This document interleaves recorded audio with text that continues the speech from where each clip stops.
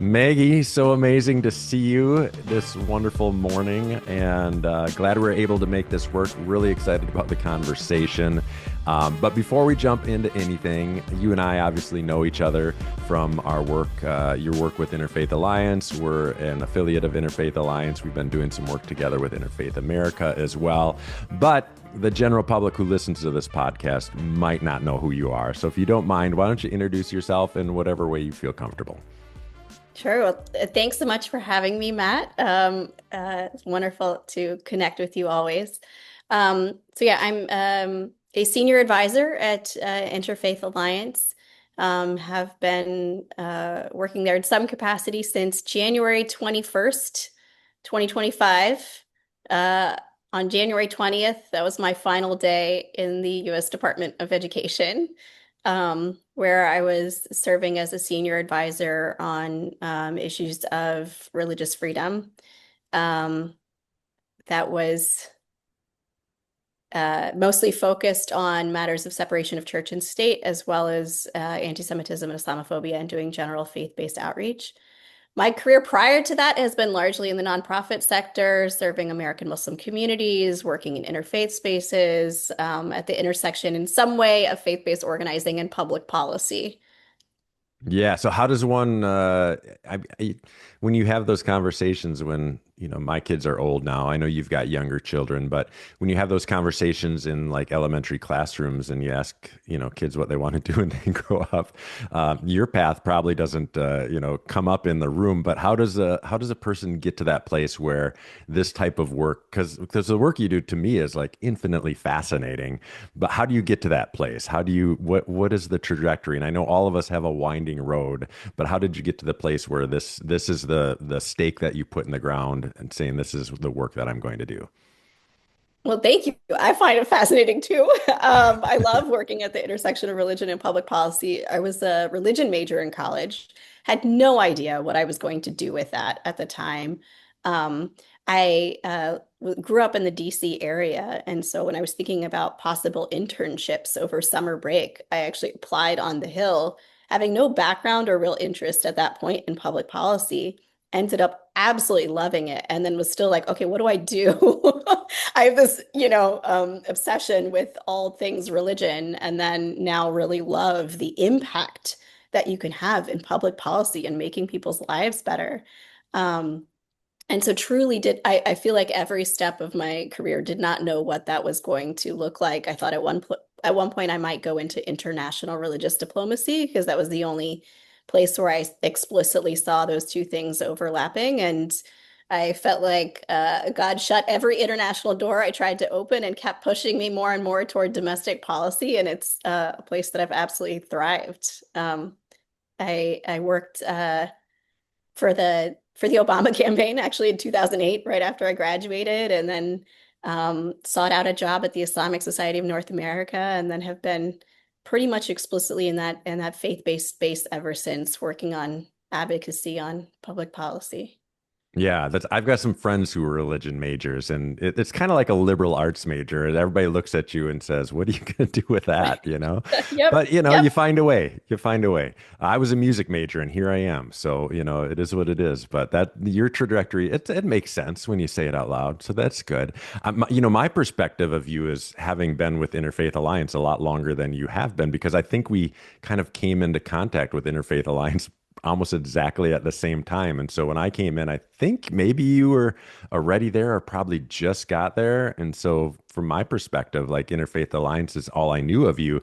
And then I was reading your bio getting ready for this, and I was like, oh, she just got there. So um Yeah. so Well, share a and little bit. also Yeah, go ahead. the last year and a half has been about 10 years, I think, for a It lot of has. us. So it It does feel has. like a long time. Yes, I came on board with Wisconsin Faith Voices in the middle of 2024, and I was so excited. I had all these ideas of what this kind of work was going to look like.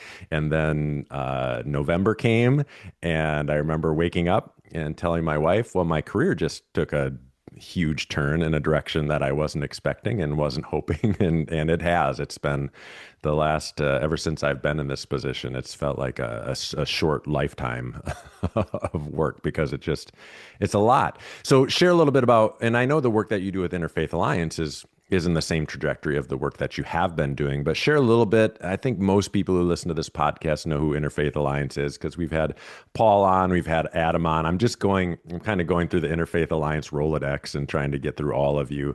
But share a little bit about not necessarily Interfaith Alliance, but the work specifically that you were doing with Interfaith Alliance.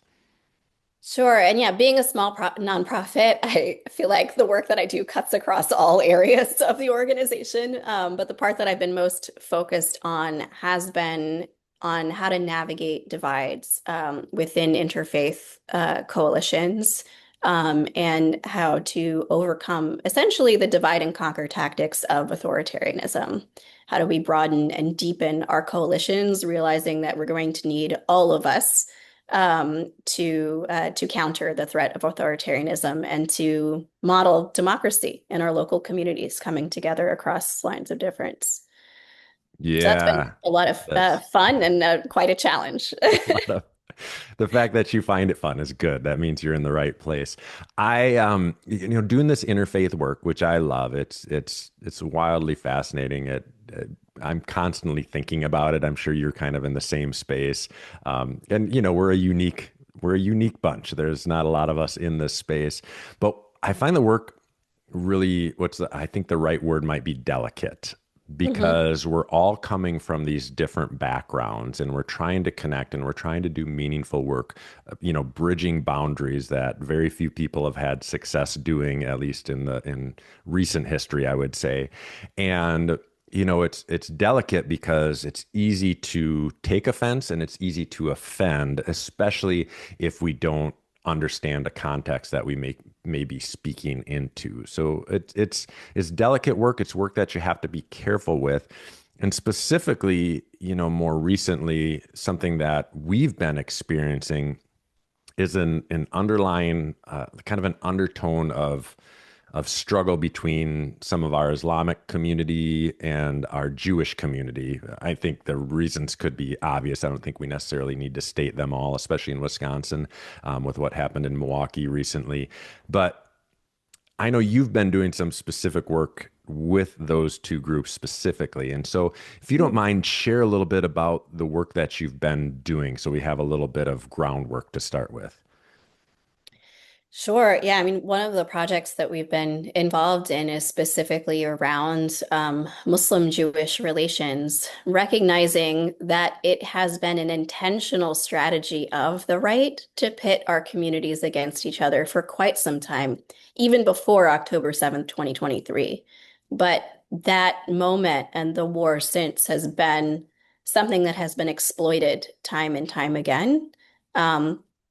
For political purposes, um, really to tear our progressive coalitions apart. And it has been deeply painful, I think, for all of our communities to have this spotlight shown on, the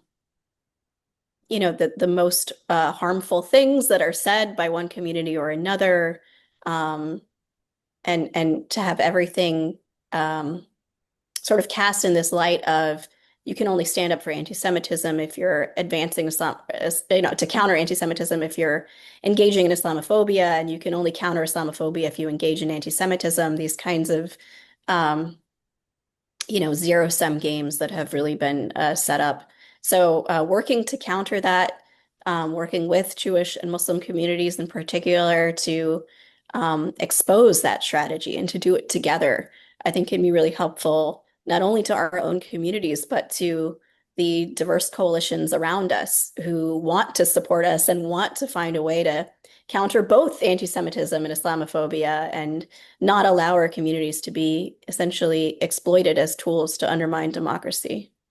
Yeah, so I guess I would just call it a human tendency to want to protect our own, right? I think about Mhm. family, one of the primary things that's important is in my life, and it's always on my mind, is protecting my kids, even though they're adults right now, protecting our family, what we have, etc. When we think about religious situations, it can be similar. I think most people would say, yes, we don't want anti-Semitism. Yes, we're against Islamophobia. But the primary concern, if you are Jewish or if you're Muslim, is likely going to be to protect your own community. And so your Yes. focus, if you're Jewish, is going to be to fight against anti-Semitism. And, if you're Muslim, it's going to be the opposite.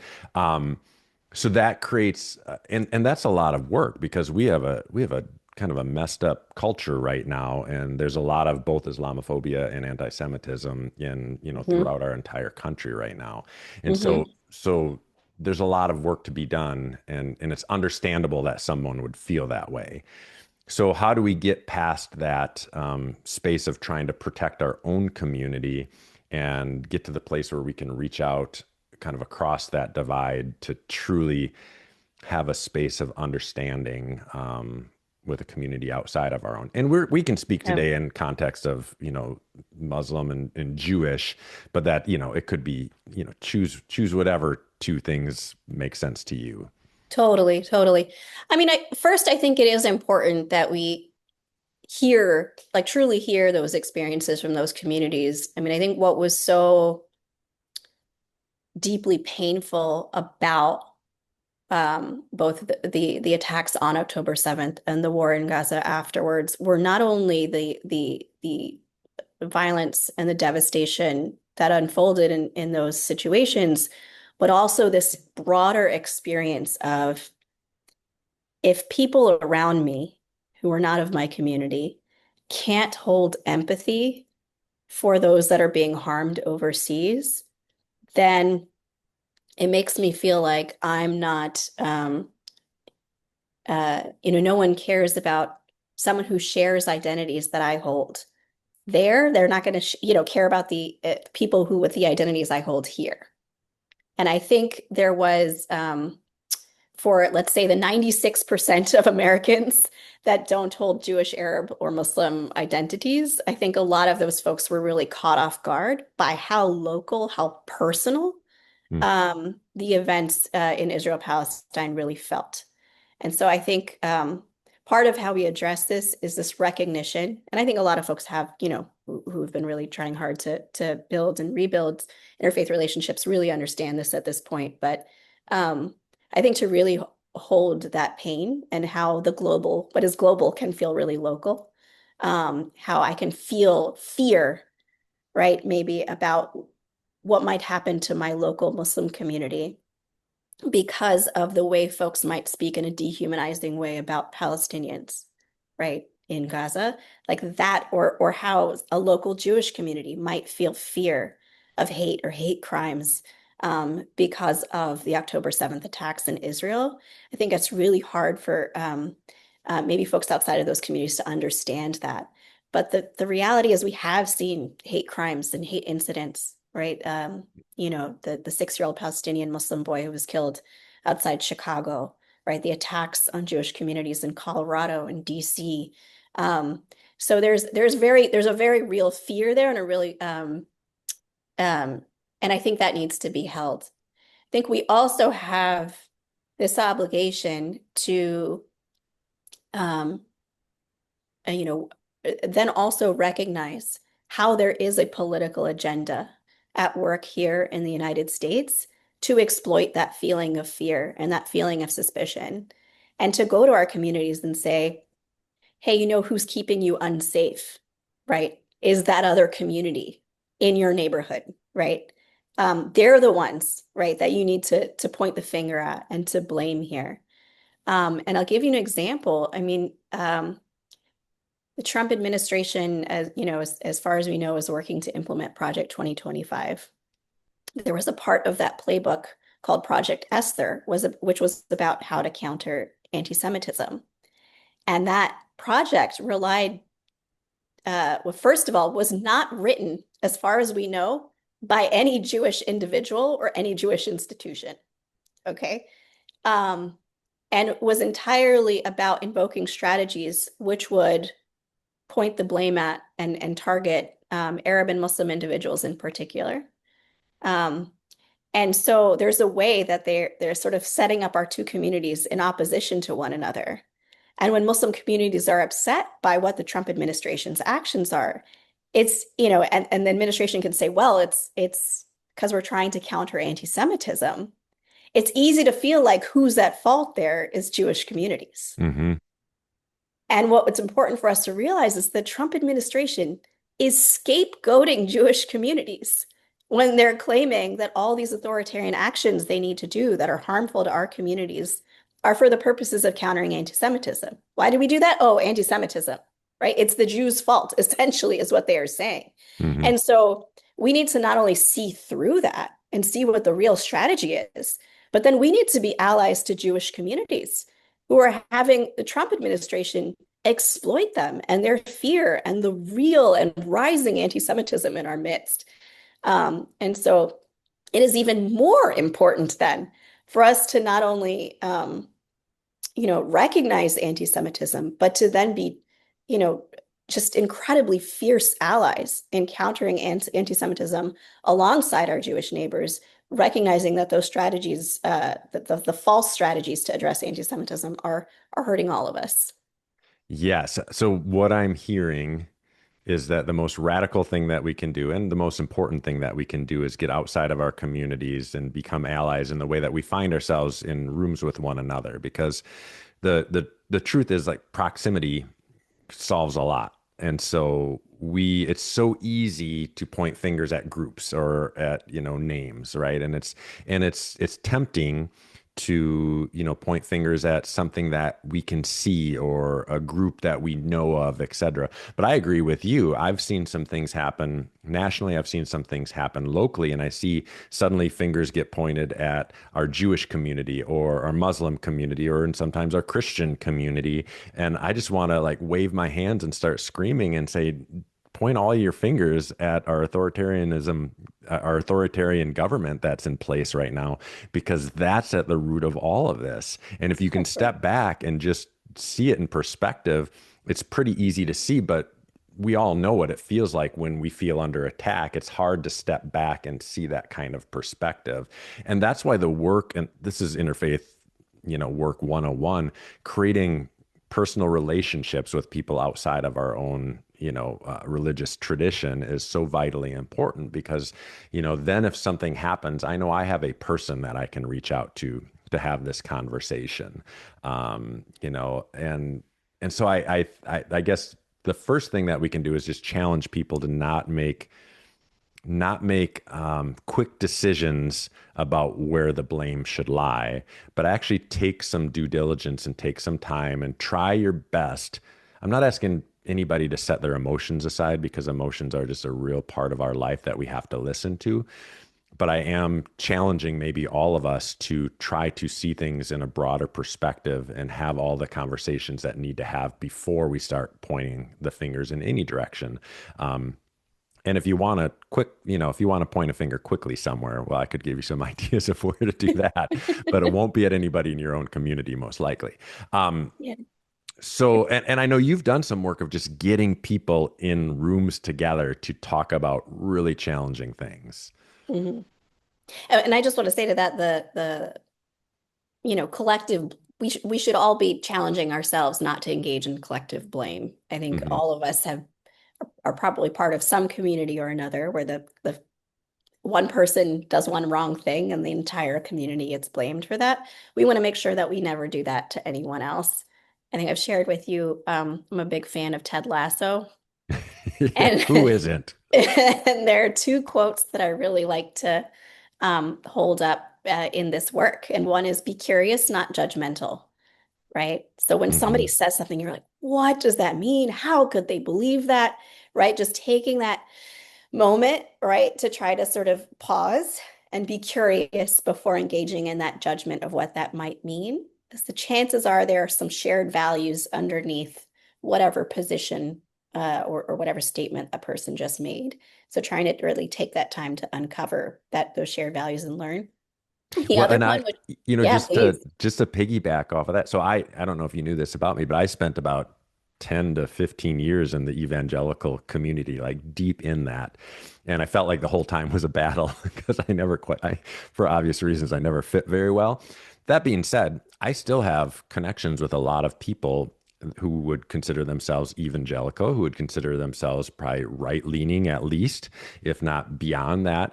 And I can tell you firsthand, these are some wonderful, beautiful, good-hearted people doing great work in the world. So even with that, even when we so quickly want to say the religious right or the evangelicals or et cetera, like with it's harmful in any way that we do it, and we have to get beneath the surface.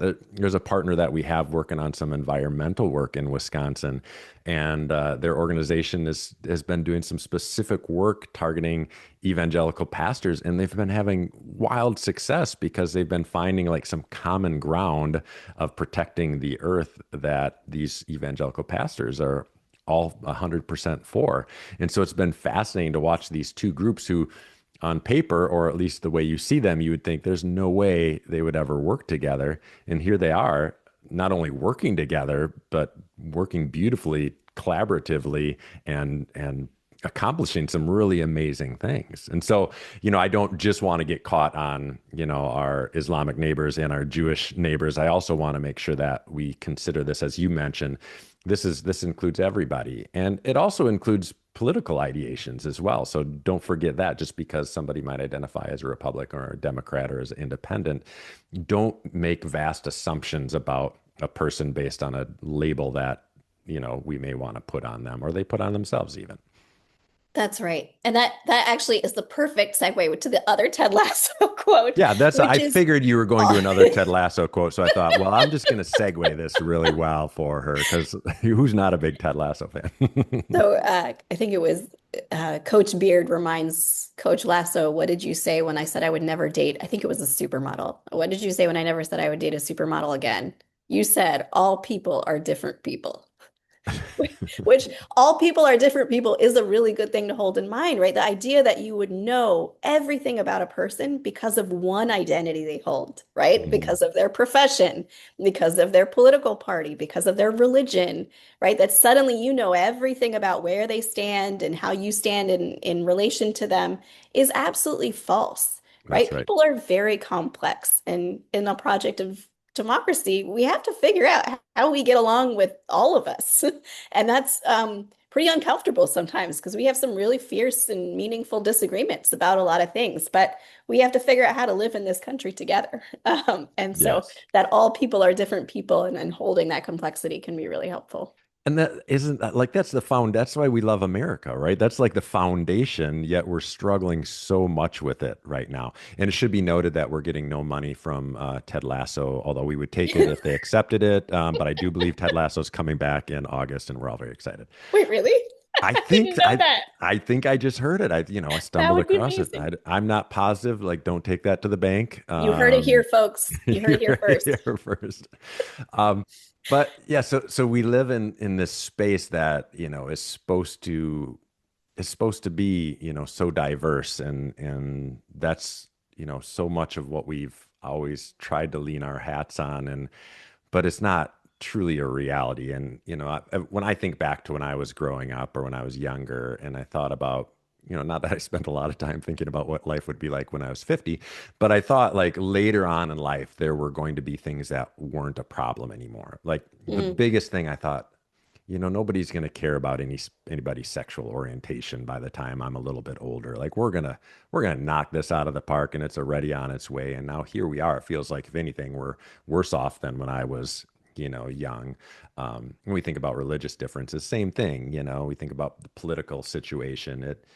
I was so, and I'm an optimistic person. I was so optimistic that, 10, 20, 30 years down the line, it was just all going to be better. And it's all worse. And so I think a lot of times I sit around like wondering how we got here, but it also just confirms the work that we're doing, because I think, I'm just interested if we really are worse off, or if we're just experiencing something really horrific right now that's going to lead us to something that's really beautiful on the other side. That's what I'm hopeful for. Yeah, I'm a little optimistic insofar as, I think we are in a pretty horrific moment. It's a very dark moment. I also think, okay, there are two things that I really hold. One is the anti-Muslim sentiment right now is off the charts, Hmm. right? We're seeing these hearings around this notion of a conspiratorial agenda around Sharia law that just, like, let's be clear, does not exist. Like, no Hmm. Muslim is asking for Sharia law in the US. Like, it's just not a thing. Nope. Um, we saw this about 15 years ago, The exact same thing. And my first reaction was, here we go again, right? Nothing has Yeah. changed. It's just cyclical. And then folks started pointing out to me that when this happened 15 years ago, folks were really caught off guard. We spent a lot of time sort of answering the question of like, is this a real problem? What do Muslims actually think? Do Muslims actually want to take over the US? Like there was all of this kind of debate, and it was a lot harder to kind of break through with the reality that Muslims are just being scapegoated for a political agenda, and that is all that is Per happening here. usual. And now it was like the moment this stuff started getting introduced, like, yes, it is resonating with people in ways that are harmful. Yes, it is scary, but there was an immediate response Mm, from some very like middle of the road folks, so not a partisan endeavor, to say, this is nonsense, right? This is just a giant conspiracy, like a conspiracy theory. This is an entirely made up issue, right? And it is just scapegoating Muslims. And that was, we would not have seen that, 15 years ago. So I think mm. people are learning, right? We're trending overall in a good direction. Folks are ready to call out these harms when they see it. But yes, it's still, it's of course still very difficult. To weather these things. Well, I appreciate you bringing that up. That is a bit of a hopeful sentiment, and I experienced some of that for sure in the circles that I'm in. But when I think of broader context, I'm not sure. I hope that's true, and I hope that we see that, and I do really want to believe that if we work hard right now to overcome this really hard scenario that we all find ourselves in, that I do think on the other side of it is a lot of goodness and a lot of hope and a lot of optimism. And but it's gonna, we're just a partial way into this, and this, a lot of people are thinking, well, we just got to fight hard for 4 years. I don't know. Maybe we got to fight hard for the rest of our lives. But the point being that however long it takes, we've got to stay in it. We've got to take care of ourselves. We got to be kind to one another. We have to support one another so that we can get through it. And if we find ourselves getting into a lot of infighting and a lot of, as we mentioned earlier, pointing fingers and blaming one another, it's going to continue to take us steps backwards. And what we need to do is we need to, link arms like people of faith traditionally have done such a great job of, and continue to walk forward together in spite of our differences, knowing that we want to not just protect our own, but we want to protect everyone. And we certainly want to protect the vulnerable communities in our midst. What's so truly inspiring to me in this moment is knowing that the authoritarian agenda relies on both division and despair. It's so clear to me then that the work of building solidarity and maintaining joy is the resistance we need, right? Yes. The joyful work of coming together, even when it's difficult, like that is the antidote to authoritarianism. Hmm. That's a powerful word right there. So I've always felt myself, my wife and I, we've done music together, and we love to do things that bring smiles to people's faces. And people that know me really well, people that are really close to me know that, I'm the guy that, likes to make people laugh or make people smile. And so I've always been a little confused that every professional thing I've done has been a little bit like hard. Like I was a prison chaplain, I do this interfaith justice work. And so, sometimes it confuses me because it feels contradictory to my spirit. But, you saying that, to me kind of suddenly makes sense. Like, okay, so somebody who wants to bring joy to the world, this maybe is the space that a person like me should be in, because if that's the resistance, so then let's go. So I love Yes. that. That was Yes, very helpful. I absolutely. appreciate you. I might have just had a revelation. I don't know. Is there like, did the room get lighter? I don't know. I love that. I love that. I think so many people, yourself included, who do this work, I see exude such joy amid all the things that are really hard. Like you go Yeah. to the places that are hard because you bring that joy and you bring that sense of togetherness that we all need. Like, yeah, that makes Yeah. total sense to Your me. your coworker Adam and yourself and so many people at Interfaith Alliance. It's Zev is another one I think of. You're just like excited to get on a call with those guys because you're gonna smile. I was excited this morning that I knew Maggie was. I was disappointed when we had to reschedule because I was like, I just want to spend time with people that bring light into the world, and you're certainly one of those people. So I really appreciate you. But I want to stay here just a little bit longer.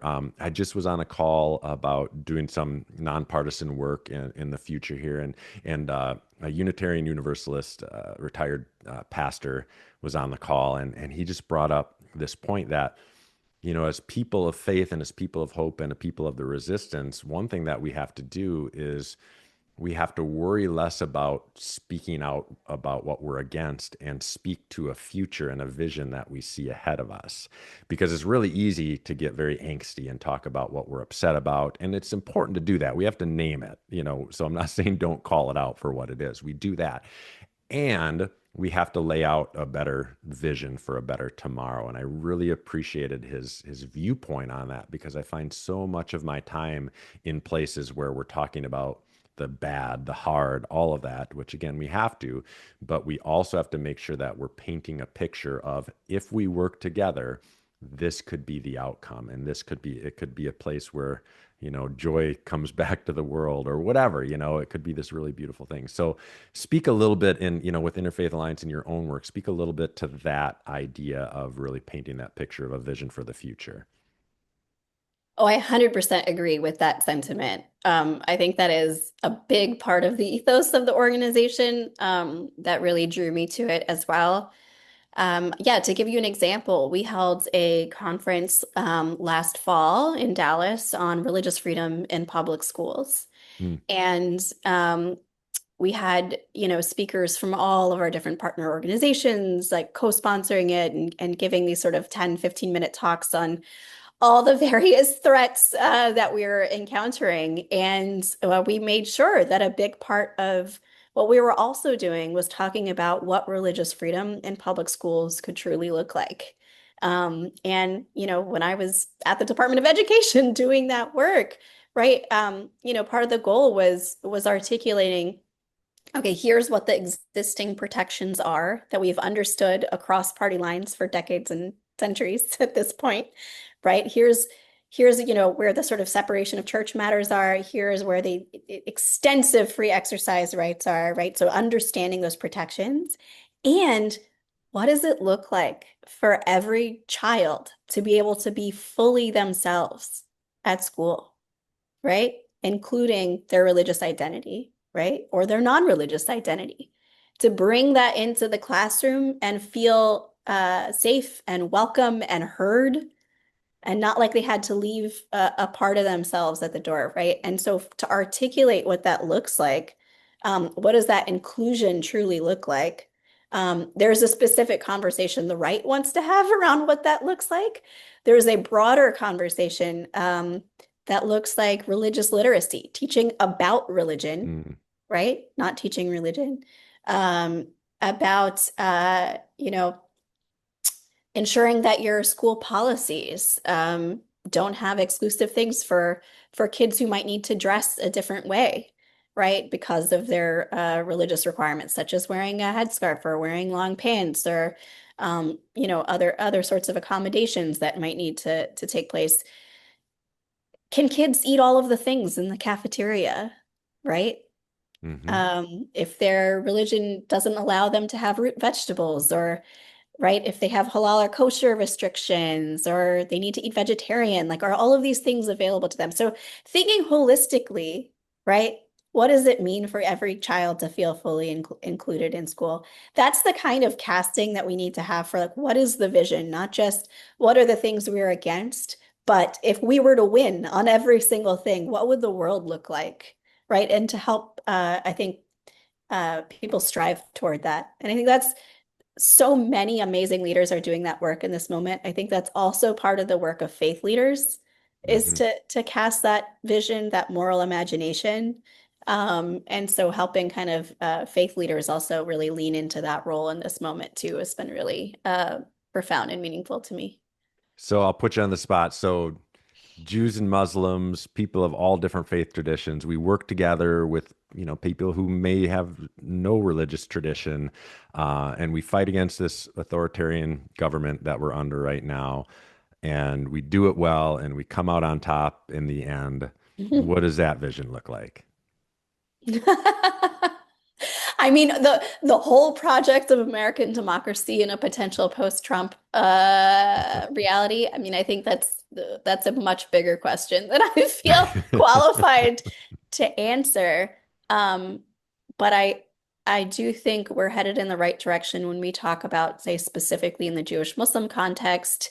Um, there are a whole host of policy solutions that would help counter anti-Semitism and Islamophobia that we could work on today, right? That we could do Hmm. today, right? Instead, we're being asked to fixate on specific solutions that would help one community and harm another. Very, very narrow paths, right? In terms of policy solutions, right? Fixating on this small subset that would be harmful when so many other options exist, right? That would help take care of us all. Things like hate, improving hate crimes reporting, for example. Um, there's a whole host of things. So I think that's what it would look like, is us all being invested in um, what is going to be the thing that helps all of our communities that we can do together. What is the work that we can do together that would be most meaningful and most impactful?